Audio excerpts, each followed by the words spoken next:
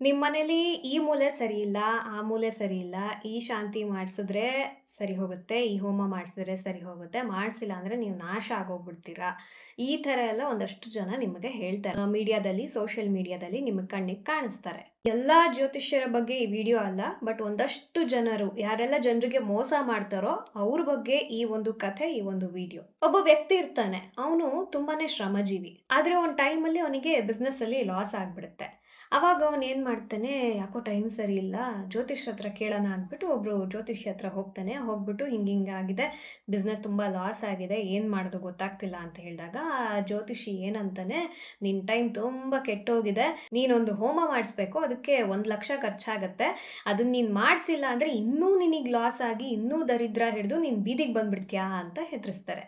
So ಪಾಪ already ಕಷ್ಟದಲ್ಲಿದ್ದಾರಲ್ವಾ, obviously ಅವ್ರ ಮನ್ಸು ಏನ್ ಹೇಳಕ್ ಶುರು ಮಾಡುತ್ತೆ, ಅಯ್ಯೋ ಇದ್ ಮಾಡ್ಸಿದ್ರೆ ಸರಿ ಹೋಗ್ಬೋದೇನೋ, ಸಾಲನೋ ಸೋಲನೋ ಹೆಂಗಾದ್ರೂ ಮಾಡಿ ಕಷ್ಟಪಟ್ಟಾದ್ರೂ 1 ಲಕ್ಷ ಹೊಂಚ್ಬಿಟ್ಟು ಹೋಮ ಮಾಡಿಸ್ಬಿಡೋಣ, ಆಮೇಲೆಲ್ಲ ಸರಿ ಹೋಗ್ಬಿಡುತ್ತಲ್ಲ ಅಂತ ಅಂದ್ಬಿಟ್ಟು ಸಾಲ ಮಾಡಿ ದುಡ್ಡನ್ನ ತಂದು ಆ ಜ್ಯೋತಿಷಿ ಹತ್ರ ಸುರಿತಾನೆ. ಪೂಜೆ ಆಗುತ್ತೆ, ಆದ್ರೆ ಏನಾಗುತ್ತೆ, ಏನು ಬದ್ಲಾಗಲ್ಲ. ಬಿಸ್ನೆಸ್ ಸರಿ ಹೋಗ್ಲಿಲ್ಲ, ಆದ್ರೆ ಆ ವ್ಯಕ್ತಿ ಸಾಲದ ಸುಳಿಗೆ ಸಿಕ್ಕಾಕೊಂತಾನೆ. ಆಮೇಲೆ ಅದೇ ವ್ಯಕ್ತಿ ಒಬ್ಬ ಜ್ಞಾನಿ ಹತ್ರ ಹೋಗ್ತಾನೆ, ತನ್ನ ಸಮಸ್ಯೆ ಎಲ್ಲ ಹೇಳ್ಕೊತಾನೆ. ಆಗ ಅವ್ರು ಹೇಳ್ತಾರೆ, ದೇವ್ರು ಯಾವತ್ತಿಗೂ ನಿನ್ನ ಭಯವನ್ನ ಬಂಡವಾಳ ಮಾಡ್ಕೊಳ್ಳೋದಿಲ್ಲ, ನಿನ್ ಬಿಸ್ನೆಸ್ ಹಾಳಾಗೋಕೆ ಕಾರಣ ಸರಿಯಾದ ಪ್ಲಾನಿಂಗ್ ಇಲ್ದಲೇ ಇರೋದು ಅಂತ.